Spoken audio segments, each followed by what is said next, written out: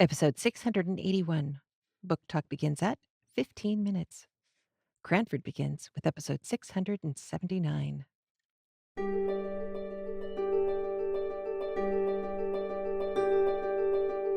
Welcome to CraftLit, the podcast for crafters who love books.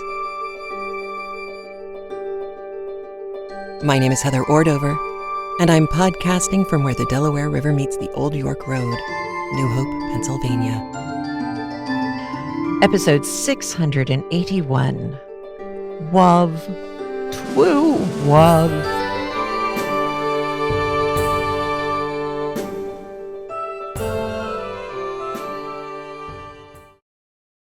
This episode of CraftLit has been brought to you by our lovely patrons at patreon.com/craftlit and our premium members at craftlit.com/premium. This week we would like to highlight Barbara Hutchinson, Melissa Weaver-Dunning, Kathleen Rogers, Terry, and Renee Rico. Thank you so much for your support. We could not do this without you. Well, hello, how are you? I'm okay. I literally just recorded the promo and raffle announcement that we put out on April 4th, because as I mentioned in that update, I am not trusting myself to be able to record all the time in real time. So this is Heather from the past talking to you in the future. That may cause some problems with people who are emailing and sending in voicemails. We'll figure that out as we go. I just can't risk not being able to record depending on what's going on in my life and robbing you of the next week's episode. I don't feel good about that. So we're trying to do recording in advance for what it's worth. It's the first time I've ever tried doing this. It is not easy. My ADHD brain wants I've got to get this done today because it's coming out on Friday, and I am an old dog learning a new trick. But either way, this month of April, this will be coming out. I think this might be our last episode in April, if I remember calendarizing correctly. Either way, this is the April raffle item, Knitting Comfortably, The Ergonomics of Hand Knitting by Carson Demers, who is a godsend to everybody who does repetitive motions. This book, if you've never entered a raffle before, this is the raffle to enter. No joke. This book, I just went online yesterday and I found one copy on eBay for $135 asking price.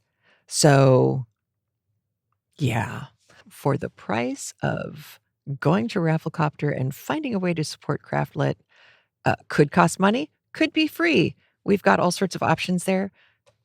Please enter the raffle. Try and get this book. So good and useful. And thank you to our anonymous listener who donated it. I so appreciate it. It's an important book, and one that I didn't even know existed until you sent this to me. So thank you. I appreciate it, as does everybody else. Things to know. End of this month of April, we will be doing a book party on The Thin Man by Dashiell Hammett.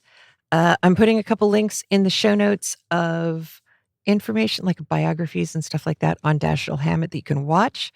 And then May, the watch party will be The Thin Man, the movie, with William Powell, not William Holden, William Powell and Myrna Loy. So good. So much fun. And so cool to get a chance to see the creative growth from Hammett's book into the film, because they share many elements, but they are definitely different.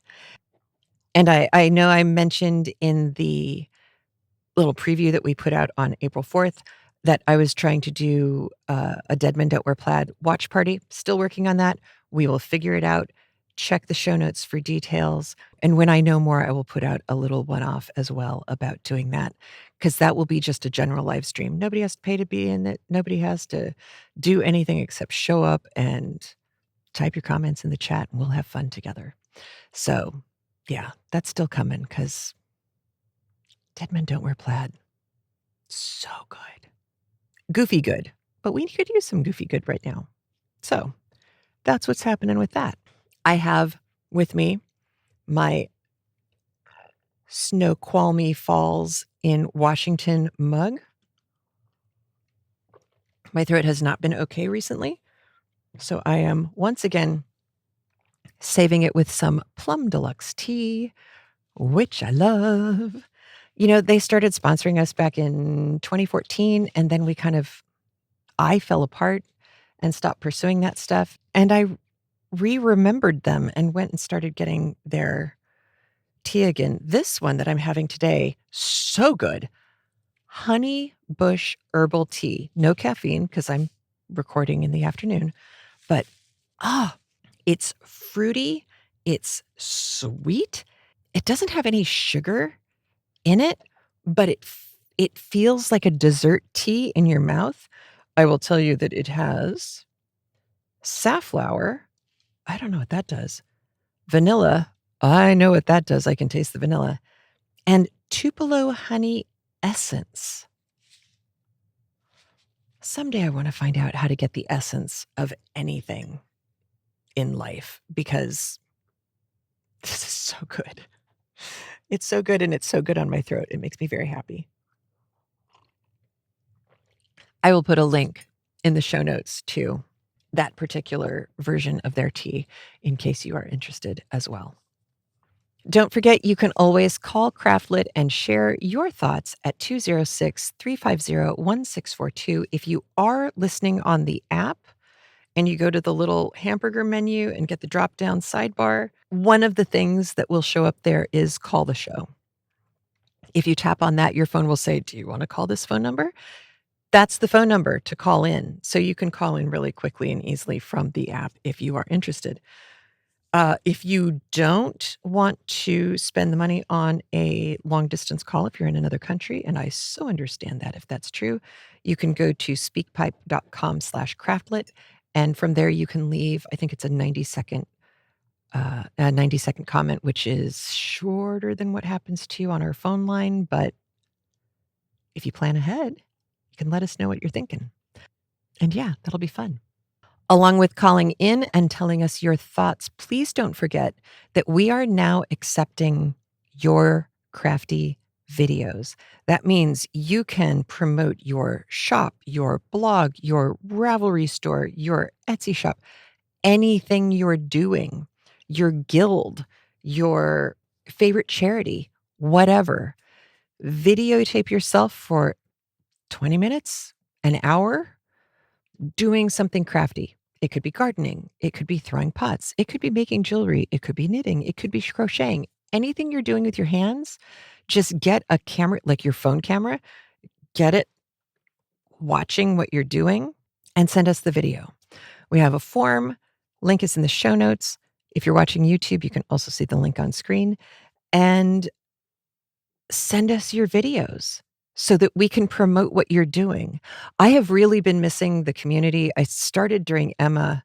We tried to start doing stuff during Emma. It kind of fizzled out, partially because my brain was not working right, but I want to get it going again. We had, back in the day before everything was advertisements on the internet, we had lots of community and lots of sharing.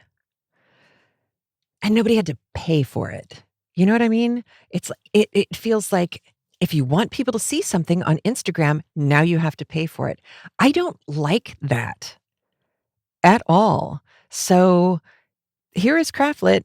I am telling you, if you want to share something that you're doing that you care about, anything like that, send us a video of you doing something with your hands. We will put the text on the screen and in the show notes for whatever it is you want people to support. There it is. I've said it.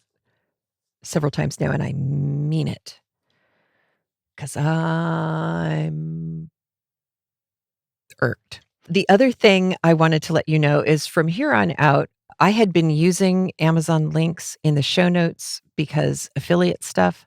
I can't go back and change 680 episodes worth of affiliate links. I just can't. But what I am going to do moving forward is when we have a book or something bookish that I refer to, I will be giving you a bookshop.org link in the show notes. I am working with my local bookstore, Farley's, which has struggled mightily to stay in operation. They used to have the whole first floor of this really cool old semi-ramshackle hardwood floored, smelled like books place when you walked in. Whoever owned the building decided they wanted to renovate it, which I get. I mean, it definitely needed a new roof, but they renovated it so that it's kind of slick. But the Farley's people haven't changed, and their choice of books that they stock the place with also hasn't changed. And God bless them for their tenacity. I love them. So I went by today and said, I want to make sure that if I put a link on my show notes for this podcast, that link is actually going to benefit you. Bookshop.org doesn't make it very easy for me to do this. So I'm putting links in the show notes as much as possible that will connect to Farley's. You are certainly welcome to change that and use bookshop.org to benefit your own local bookstore. That is fine. But I'm going to start with Farley's because that's my bookstore. And God, I just want them to stay in business. I worry. We all do, right? So I wanted to let you know that moving forward, I've talked about it before in the past. Now, moving forward, I am definitely making a concerted effort to make sure we are using that website. There's also thrift books and Abe books and Powell's, all sorts of good places that you can go that will get you used versions of books. Farley's will also get you new versions of books if that's what you're looking for. So yeah, and if you're ever in New Hope, they're right on the main drag next to the Salt House, which is don't try and go there for dinner. You'll never get in. But if you go there early in the day or mid-afternoon, you will get a table. Go upstairs and take a look. It is so cool. So it's the Farley's is right next door, and that's a lot of fun. All of it right around the Bucks County Theater Playhouse and that whole area right on the Delaware River, which is also lovely. I have nothing crafty to share with you this week except this information. I have decided, I haven't done this since we lived in Croton, so it's been 19 years. I have decided that I have got to figure out a way to grow vegetables again. It's driven me crazy. We haven't lived anywhere where I could have a vegetable garden since Croton. I am figuring it out now. Living in a place with only a deck, probably too much shade, and no hose. Who builds anything without a hose? There is a whole other me next to me. I am so beside myself about this. It has killed me for however many years we've lived here. It's been a little while, and I'm over it.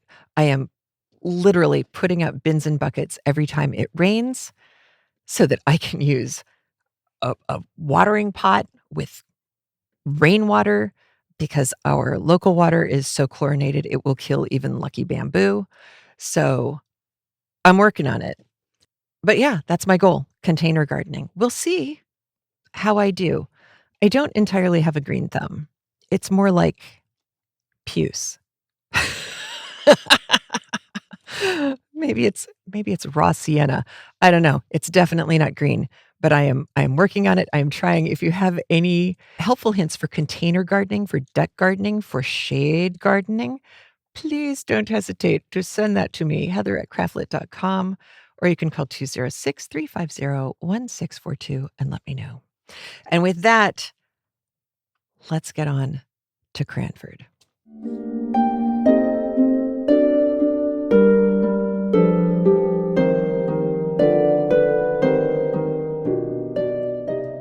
But first, I retank. Okay, rehashing for last week, chapter 3 of Cranford. We learned about the nasty, cruel railroads and and how deadly Charles Dickens and Pickwick Papers can be. If you are Miss Deborah Jenkins, you may feel that way.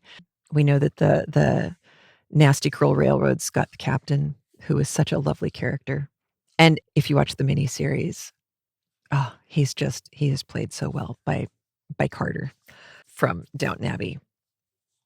We also learned that Miss Deborah Jenkins was a secret romantic. And I loved that. What a huge surprise. She always struck me as very pinched and tightly wound. And yet she walks with Miss Jessie for the funeral of her father, even though it is beyond the pale gauche. Doesn't matter. Miss Jenkins decides it is the right thing to do, and therefore it becomes the right thing to do by everyone else. And then Miss Jessie's beau shows up, and they are alone in a room together with his arm around her, exactly where it should be, according to Miss Jenkins. I love that. But then, and again, remember, time in Cranford, the timeline is kind of squishy. We have Mary Smith, our narrator, who is sort of telling us the story rolling out over time, but her visits to Cranford are sporadic and sometimes times stretches and contracts, and you won't necessarily have a whole lot of warning. But at the end of the last chapter, the previous chapter, chapter 2, we did hear about Miss Jenkins fading and not really being 100% herself. And we knew she was kind of on her way out. So just keep that in mind as we begin this week's chapter 3. Also remember that our narrator, Mary Smith, when she does come to visit Cranford, she stays with the Miss Jenkinses, or she stays with Miss Pole. It's either or, but those are the two primary places that she stays. That will show up again today. Hortus Siccus, Hortus Siccus. This is Latin for dry garden. These were books that were sold, or at least made and then collected, where people who were interested in horticulture would take clippings of plants, press them and dry them, and then take them from those pressing, drying books, because that had to have very absorbent paper in it to wick the moisture out fast enough to keep the plants from rotting. If you've ever tried to press a flower before, you know the pressure is important. Also, the absorbency of the paper that you have it nestled in is important. So these Hortus Siccus things were these dry garden books where they would take the dried flowers or the dried plant structures and sew them in, stitch them in, or in some cases paste them in on new pages with horticultural information. So you'll hear a reference to Hortus Siccus. That's all she's talking about. And it would have been something that you would have known if you lived back then. It may be something you know now. I didn't, but I thought it was kind of cool. As you move into this chapter, just try and keep in mind Judi Dench from the Bond movies most recently. Judi Dench, who's been in everything and is incredible. She plays Miss Matty in the series, which I think is just fascinating casting. Because I always think of her as being kind of tough. But no, Heather, she's just a really good actress. Yeah. So she's Miss Matty, and she's just lovely. She's just lovely. Miss Matty, I think, just between the two of us, I think Miss Matty is my favorite character. So apologies to everybody else in the book, but I like Matty. Anyway, there is a reference to Miss Matty making an agreement over articles of engagement. This was a contract that you would make with your servant. You are going to engage them to work for you for a specified period of time, and there are rules that the servant must abide by. In at least one case, that is no followers allowed. Followers being suitors, men who are hot for a young woman in any position anywhere. I didn't mean that kind of position. I just meant working like in service. But either way, the articles of engagement also included stipulations about what the duties of that servant would be. So one of those things that would be required would be attending prayers in the evening with the family. Um, if the family included children, then the governess and the children, everybody would be there, and the servants were expected to join in as well. By the time we get to Downton Abbey, I don't think that was such a regular thing to have in the articles of engagement, but 1850, 1860, yeah, totally would have been there. There's a reference to wine and dessert. Often at this time period, more genteel homes would serve port or Madeira wine and fruit and nuts, or dried fruit and nuts, depending on the time of year. And that would be your dessert. It wouldn't be a pudding. It wouldn't be a sweet cake or anything. Maybe you'd have a biscuit, a cookie. But aside from that, it was pretty straight up a sweet wine, or at least a very rich wine, and fruit and nuts, which honestly sounds great. I'm all for it.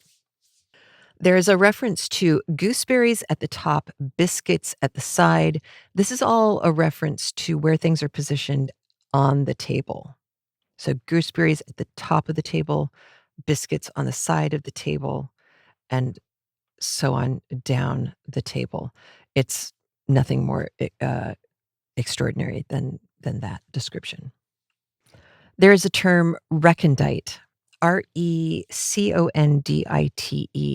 This is something that's difficult to understand, maybe because it's like really deep, or it's really obscure, but any way around it, it's something that isn't talked about, used, come into contact with very often, and something that's kind of hard to grok.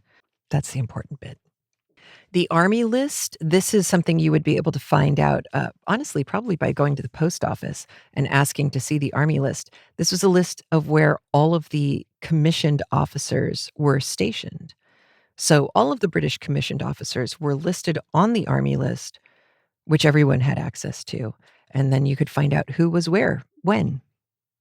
I'm not sure how often it was published, but it was updated regularly, and everybody knew that. Bluebeard. I think the version of the Bluebeard story that people tend to go back to is by the French author Perrault. He's the one who eventually everybody winds up kind of referring back to, who wrote down this legend of Bluebeard. Bluebeard not being the pirate Blackbeard, who I always confused him with when I was a kid. Bluebeard was big, scary dude who kept killing off his wives, who also had a beard that was so black it looked blue.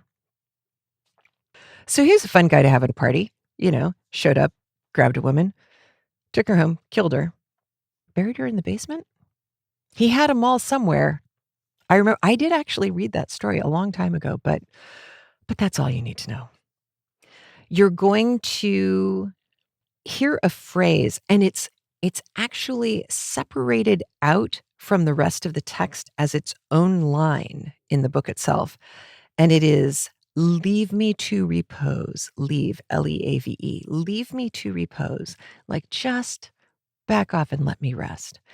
It actually comes from a poem called The Descent of Odin, Odin, that was written in 1768 by Thomas Gray. Thomas, Elegy in a Church Graveyard, Gray, or Elegy in a Country Churchyard.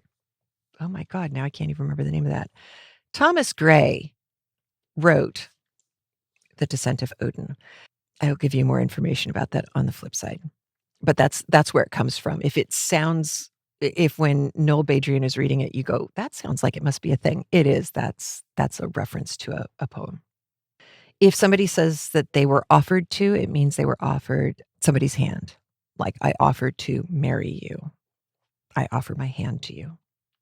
Pride which apes humility.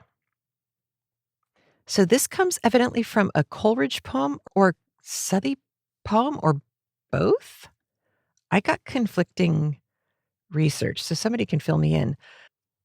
So it comes one way or the other. It comes from a poem called The Devil's Thoughts from 1799, and the line it is referring to is, "And the devil did grin, for his darling sin is the pride that apes humility." So, as far as we're concerned, the pride that apes humility is kind of like virtue signaling. Like, "Oh, I'm sure it's fine for all of you to eat that rich chocolate dessert. I can't eat that. You understand, my system is too delicate to handle something that rich. So I'll just stay over here and maintain my figure." It's that kind of virtue signaling. It's like, this is a prideful thing. You just want to look good, but you're acting like it's a humble thing that you're doing. I didn't realize that virtue signaling was a recognized thing back in 1799, but apparently it was. And I thought, that's kind of cool. So that's what that's about. There's going to be a conversation briefly with us, the readers, about Yeoman versus Esquire. Esquire was like the title that was given to a gentleman, which implies owning land. But then there's also this issue that there are yeomen who own land but aren't gentlemen. And you're going to hear somebody who could have used the term Esquire because he owned land, but he wanted to make a distinction between him, just a normal landowner, and them, gentlemen, rich dude landowners. Not everybody would be all that interested in making that distinction, but again, the pride that apes humility, that's what we're talking about here.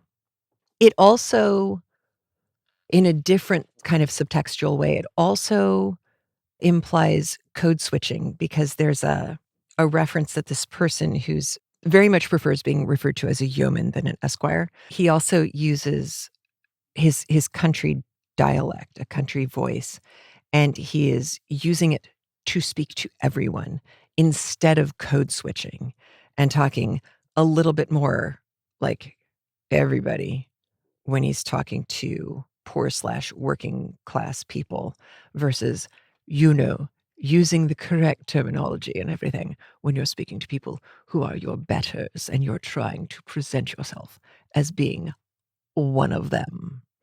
This guy that we're talking about, he is not interested in playing that game. He is who he is. He is going to talk the way he talks, and that is all there is to that. Castle building. I knew this was a thing. I didn't remember ever coming across it in one of our books before. If you've read the Fandom Toll Booth, you'll remember that Rhyme and Reason are in the castle in the air. And I knew that there was this whole thing about daydreaming being referred to as building castles in the air. You are going to actually hear that used as an actual commonplace statement, and it's going to get referred to twice in quick succession. Just listen to that, because it's exactly what it means. You are daydreaming. You are building castles in the air as you are listening to somebody talk about something else. You're just kind of coming up with your own, like, I wonder, what if, and that's all it is. But it made me very, very happy, because, as you know, I love me some Phantom Toll Booth. And I think that's it. I think that's everything you need to know before we listen to today's chapter, chapter 3, and then I'll catch you on the flip side. So if you are listening to someone other than Noel Badrian read Cranford to you, you can skip ahead to 52 minutes and 46 seconds. All right, here we go. Chapter 3 of Cranford by Elizabeth Gaskell, read for us by Noel Badrian. Chapter 3 of Cranford by Elizabeth Gaskell. A Love Affair of Long Ago. I thought that probably my connection with Cranford would cease after Miss Jenkins's death, at least that it would have to be kept up by correspondence, which bears much the same relation to personal intercourse that the books of dried plants I sometimes see, Hortus Siccus I think they call the thing, do to the living and fresh flowers in the lanes and meadows.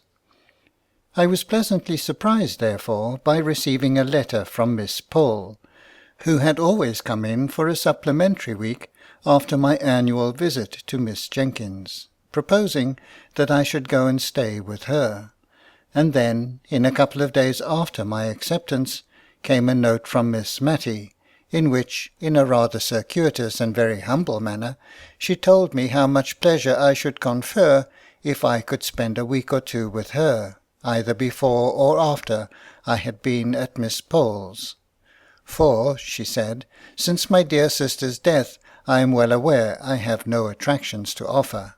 It is only to the kindness of my friends that I can owe their company. Of course I promised to come to dear Miss Matty as soon as I had ended my visit to Miss Powell, and the day after my arrival at Cranford I went to see her, much wondering what the house would be like without Miss Jenkins, and rather dreading the changed aspect of things.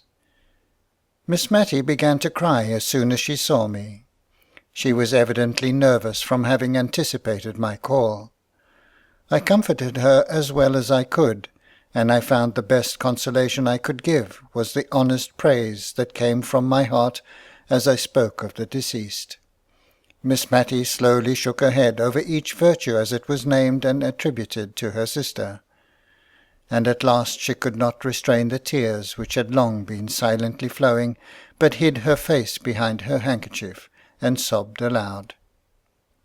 "Dear Miss Matty," said I, taking her hand, for indeed I did not know in what way to tell her how sorry I was for her, left deserted in the world.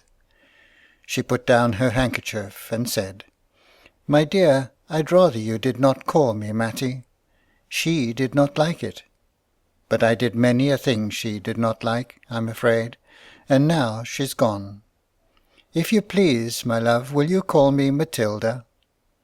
I promised faithfully, and began to practice the new name with Miss Powell that very day, and, by degrees, Miss Matilda's feelings on the subject was known through Cranford, and we all tried to drop the more familiar name, but with so little success that by and by we gave up the attempt. My visit to Miss Powell was very quiet. Miss Jenkins had so long taken the lead in Cranford that, now she was gone, they hardly knew how to give a party. The Honourable Mrs. Jameson, to whom Miss Jenkins herself had always yielded the post of honour, was fat and inert, and very much at the mercy of her old servants.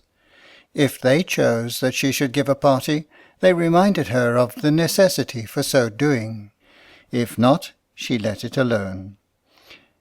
There was all the more time for me to hear old-world stories from Miss Powell while she sat knitting, and I making my father's shirts. I always took a quantity of plain sewing to Cranford, for, as we did not read much or walk much, I found it a capital time to get through my work. One of Miss Powell's stories related to a shadow of a love affair that was dimly perceived or suspected long years before. Presently the time arrived when I was to remove to Miss Matilda's house. I found her timid and anxious about the arrangements for my comfort. Many a time while I was unpacking did she come backwards and forwards to stir the fire, which burned all the worse for being so frequently poked. "Have you drawers enough, dear?" asked she. "I don't know exactly how my sister used to arrange them. She had capital methods. I am sure she would have trained a servant in a week to make a better fire than this, and Fanny has been with me 4 months."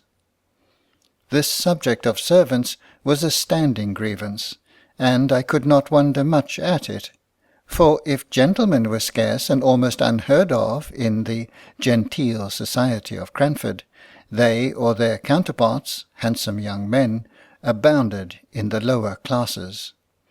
The pretty, neat servant maids had their choice of desirable followers, and their mistresses, without having the sort of mysterious dread of men and matrimony that Miss Matilda had, might well feel a little anxious lest the heads of their comely maids should be turned by the joiner or the butcher or the gardener, who were obliged by their callings to come to the house, and who, as ill luck would have it, were generally handsome and unmarried. Fanny's lovers, if she had any, and Miss Matilda suspected her of so many flirtations that, if she had not been very pretty, I should have doubted her having one, were a constant anxiety to her mistress. She was forbidden by the articles of her engagement to have followers, and though she had answered innocently enough, doubling up the hem of her apron as she spoke, "Please, ma'am, I never had more than one at a time," Miss Matty prohibited that one. But a vision of a man seemed to haunt the kitchen. Fanny assured me that it was all fancy, or else I should have said myself that I had seen a man's coat-tails whisk into the scullery once, when I went on an errand into the storeroom at night. And another evening, when our watches having stopped, I went to look at the clock, there was a very odd appearance, singularly like a young man squeezed up between the clock and the back of the open kitchen door, and I thought Fanny snatched up the candle very hastily, so as to throw the shadow on the clock face, while she very positively told me the time half an hour too early, as we found out afterwards by the church clock. But I did not add to Miss Matty's anxieties by naming my suspicions, especially as Fanny said to me the next day that it was such a queer kitchen for having odd shadows about it, she really was almost afraid to stay. "For you know, miss," she added, "I don't see a creature from 6 o'clock tea till Mrs. rings the bell for prayers at 10. However, it so fell out that Fanny had to leave, and Miss Matilda begged me to stay and settle her with the new maid, to which I consented after I had heard from my father that he did not want me at home. The new servant was a rough, honest-looking country girl who had only lived in a farm place before, but I liked her looks when she came to be hired, and I promised Miss Matilda to put her in the ways of the house. The said ways were religiously such as Miss Matilda thought her sister would approve. Many a domestic rule and regulation had been a subject of plaintive whispered murmurs to me during Miss Jenkins's life, but now that she was gone, I do not think that even I, who was a favourite, durst have suggested an alteration. To give an instance, we constantly adhered to the forms which were observed at meal-times in my father the rector's house. Accordingly we had always wine and dessert, but the decanters were only filled when there was a party, and what remained was seldom touched, though we had 2 wine-glasses apiece every day after dinner, until the next festive occasion arrived, when the state of the remainder wine was examined into a family council. The dregs were often given to the poor, but occasionally, when a good deal had been left at the last party, 5 months ago it might be, it was added to some of a fresh bottle brought up from the cellar. I fancy poor Captain Brown did not much like wine, for I noticed he never finished his first glass, and most military men take several. Then, as to our dessert, Miss Jenkins used to gather currants and gooseberries for it herself, which I sometimes thought would have tasted better fresh from the trees, but then, as Miss Jenkins observed, they would have been nothing for dessert in summer-time.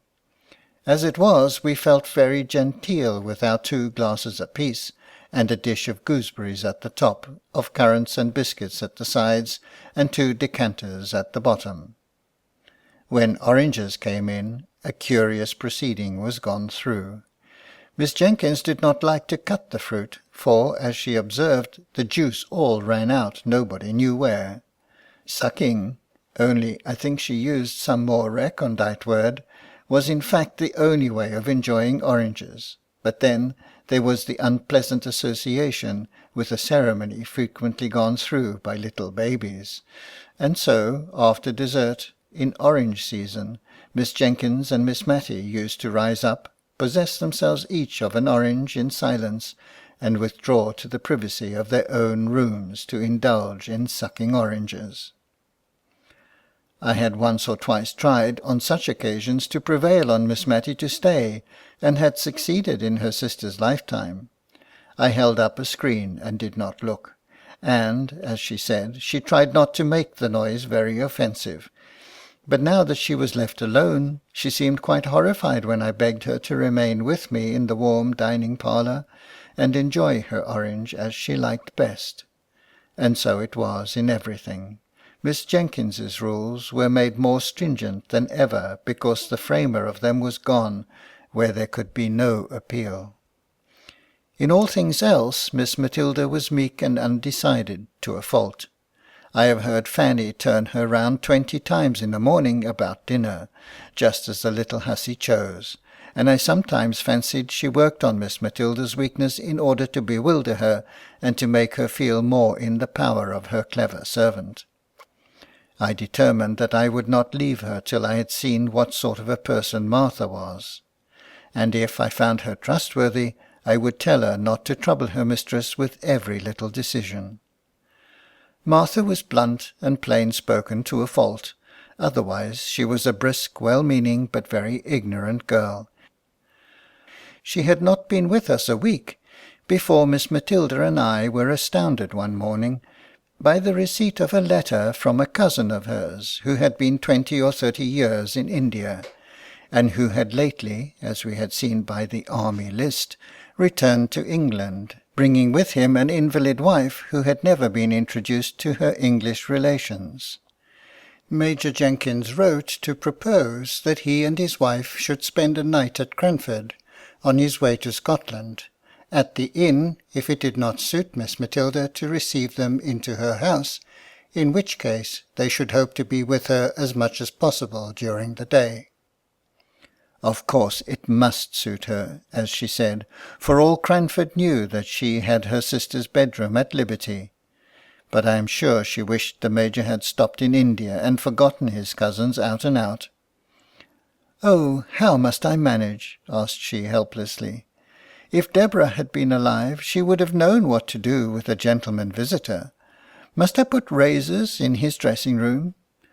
Dear, dear, and I've got none. Deborah would have had them, and slippers and coat-brushes." I suggested that probably he would bring all these things with him. "And after dinner, how am I to know when to get up and leave him to his wine?" "Deborah would have done it so well, she would have been quite in her element. Will he want coffee, do you think?"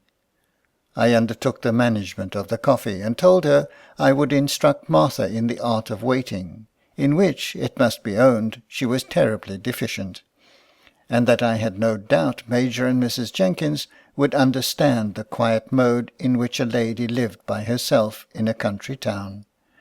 But she was sadly fluttered. I made her empty her decanters and bring up 2 fresh bottles of wine. I wish I could have prevented her from being present at my instructions to Martha, for she frequently cut in with some fresh direction, muddling the poor girl's mind, as she stood open-mouthed listening to us both.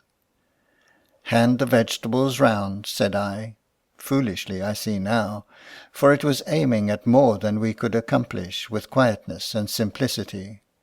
And then, seeing her look bewildered, I added, "Take the vegetables round to people and let them help themselves." "And mind you go first to the ladies," put in Miss Matilda. "Always go to the ladies before gentlemen when you are waiting." "I'll do it as you tell me, ma'am," said Martha, "but I like lads best." We felt very uncomfortable and shocked at this speech of Martha's, yet I don't think she meant any harm, and, on the whole, she attended very well to our directions, except that she nudged the Major when he did not help himself as soon as she expected to the potatoes, while she was handing them round. The Major and his wife were quiet, unpretending people enough when they did come, languid, as all East Indians are, I suppose. We were rather dismayed at their bringing 2 servants with them, a Hindu body servant for the Major, and a steady elderly maid for his wife. But they slept at the inn, and took off a good deal of the responsibility by attending carefully to their master's and mistress's comfort. Martha, to be sure, had never ended her staring at the East Indian's white turban and browned complexion, and I saw that Miss Matilda shrank away from him a little as he waited at dinner. Indeed, she asked me when they were gone, if he did not remind me of Bluebeard. On the whole, the visit was most satisfactory, and is a subject of conversation even now with Miss Matilda. At the time it greatly excited Cranford, and even stirred up the apathetic and honourable Mrs. Jameson to some expression of interest, when I went to call and thank her for the kind answers she had vouchsafed to Miss Matilda's inquiries as to the arrangement of a gentleman's dressing-room, answers which, I must confess, she had given in the wearied manner of the Scandinavian prophetess. Leave me to repose. And now I come to the love affair. It seems that Miss Powell had a cousin, once or twice removed, who had offered to Miss Matty long ago. Now this cousin lived 4 or 5 miles from Cranford on his own estate, but his property was not large enough to entitle him to rank higher than a yeoman, or rather, with something of the pride which apes humility, he had refused to push himself on, as so many of his class had done, into the ranks of the squires. He would not allow himself to be called Thomas Holbrook, Esquire. He even sent back letters with this address, telling the postmistress at Cranford that his name was Mr. Thomas Holbrook, Yeoman. He rejected all domestic innovations. He would have the house-door stand open in summer and shut in winter, without knocker or bell to summon a servant. The closed fist or the knob of the stick did this office for him if he found the door locked. He despised every refinement which had not its root deep down in humanity. If people were not ill, he saw no necessity for moderating his voice. He spoke the dialect of the country in perfection, and constantly used it in conversation, although Miss Powell, who gave me these particulars, added that he read aloud more beautifully and with more feeling than anyone she had ever heard, except the late rector. "And how came Miss Matilda not to marry him?" asked I. "Oh, I don't know. She was willing enough, I think. But, you know, cousin Thomas would not have been enough of a gentleman for the rector and Miss Jenkins." "Well, but they were not to marry him," said I impatiently. "No, but they did not like Miss Matty to marry below her rank. You know she was the rector's daughter, and somehow they are related to Sir Peter Arley. Miss Jenkins thought a deal of that." "Poor Miss Matty," said I. "Nay, now, I don't know anything more than that he offered and was refused. Miss Matty might not like him, and Miss Jenkins might never have said a word. It is only a guess of mine." "Has she never seen him since?" I inquired. "No, I think not. You see, Woodley, cousin Thomas's house, lies halfway between Cranford and Misselton, and I know he made Misselton his market town very soon after he had offered to Miss Matty, and I don't think he has been into Cranford above once or twice since. Once when I was walking with Miss Matty in High Street, and suddenly she darted from me and went up Shire Lane. A few minutes after, I was startled by meeting cousin Thomas." "How old is he?" I asked, after a pause of castle building. "He must be about 70, I think, my dear," said Miss Powell, blowing up my castle, as if by gunpowder, into small fragments.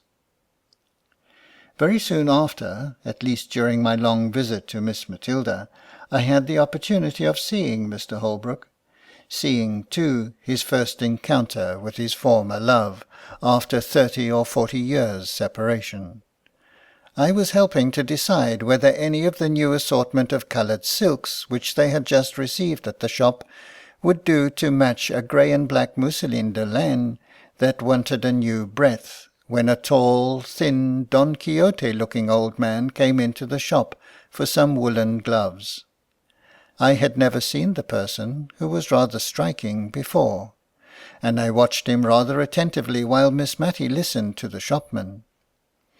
The stranger wore a blue coat with brass buttons, drab breeches and gaiters, and drummed with his fingers on the counter until he was attended to. When he answered the shop-boy's question, "What can I have the pleasure of showing you today, sir?" I saw Miss Matilda start, and then suddenly sit down, and instantly I guessed who it was. She had made some inquiry which had to be carried round to the other shopman.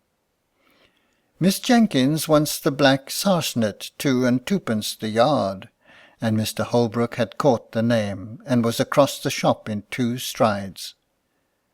"Matty, Miss Matilda, Miss Jenkins!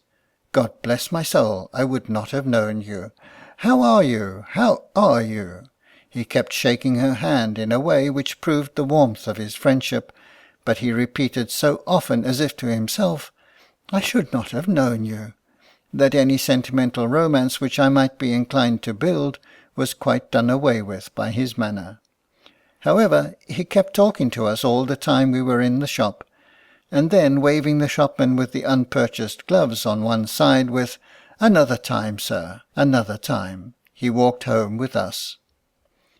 I am happy to say my client, Miss Matilda, also left the shop in an equally bewildered state, not having purchased either green or red silk.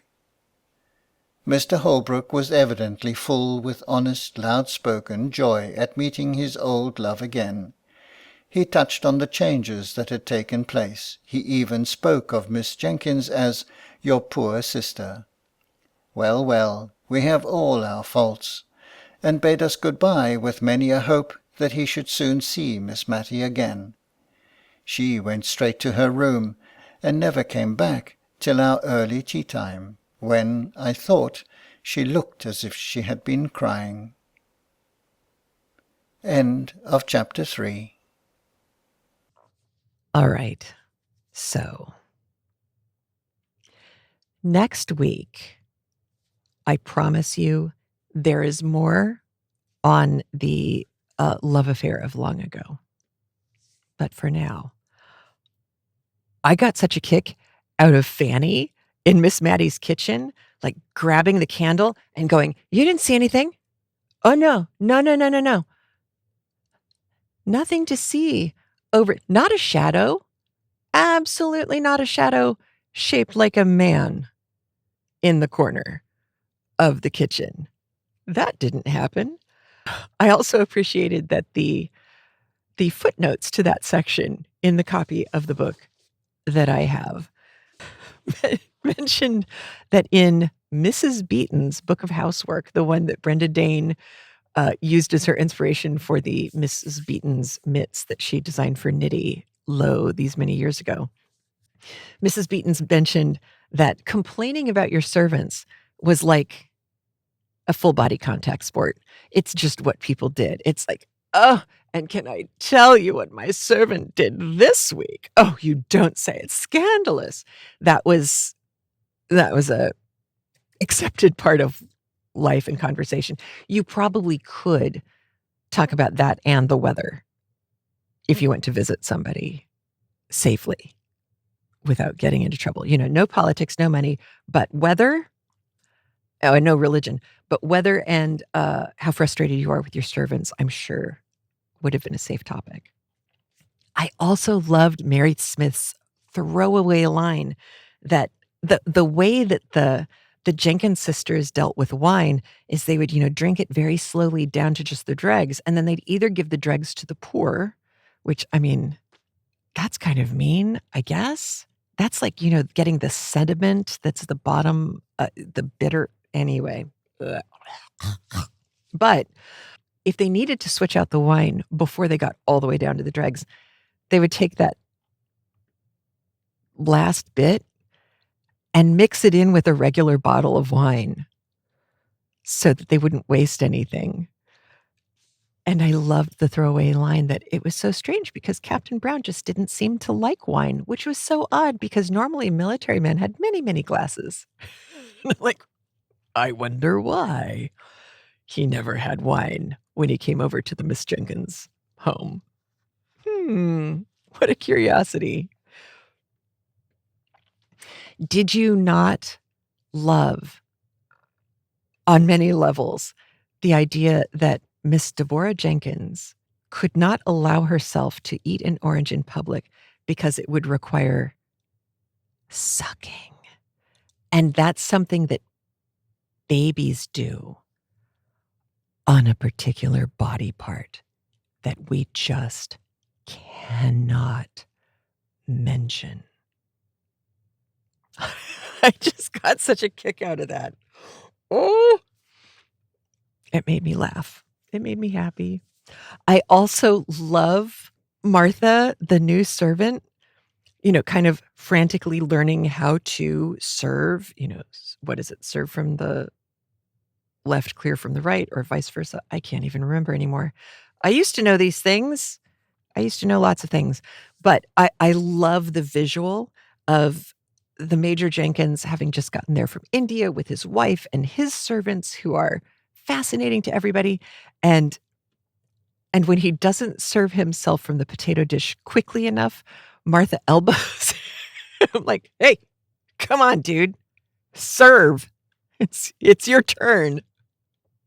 Get it so I can move on to the next person before these things get cold. I don't know why that image tickles me so much, but it sure does. So that made me happy too. So I mentioned that I was gonna bring up the "Leave me to repose" line from the Thomas Gray thing. I'm gonna read you a longer note about this because there's more to it than that.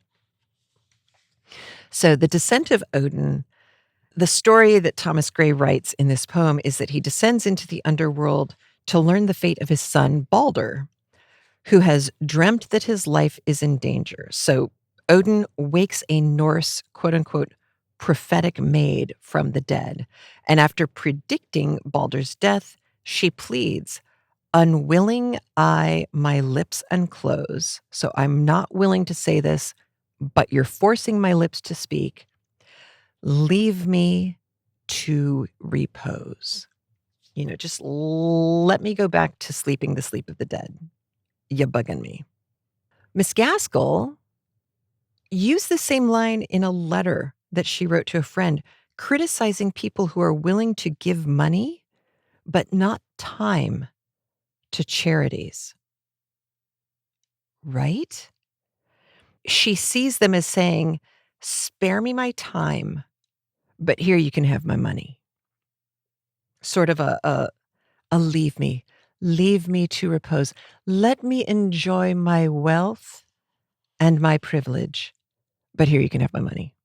Before I read that part, the only thing that was going through my mind was Madeline Kahn in Blazing Saddles going, I'm tired of being desired.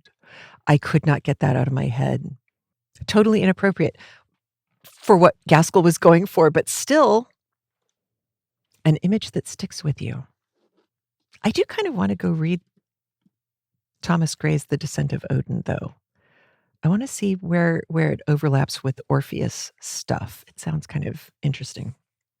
I wrote myself a note with lots of snarky hand-drawn emojis next to it. Miss Matty and her former beau. It's been 30 or 40 years since they saw each other. And, and what I wrote in the margin in big capital letters was, not that long ago, kids. If I had read that line when I was even in my early 40s, I would be like, wow, 30 or 40 years. That's a long time. And now I'm thinking, actually, it's like, blink, 30 years have gone by. Blink, 40 years have gone by. I have recently gotten back in touch with people who I haven't talked to for 30 years.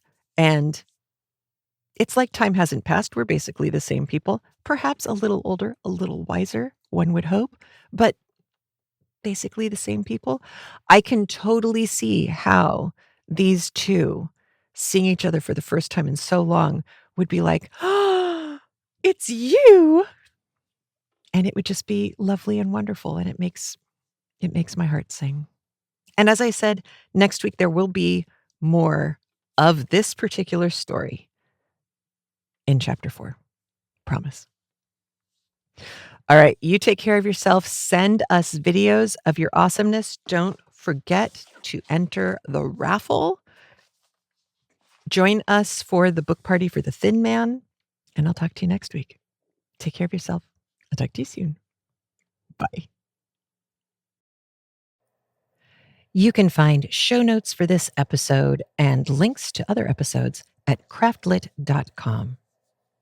CraftLit also appears anywhere you can get a podcast: iTunes, Spotify, iHeartRadio, and on, including its own dedicated app. There are lots of ways to support CraftLit, from patreon.com/craftlit to craftlit.com memberships and channel memberships on YouTube.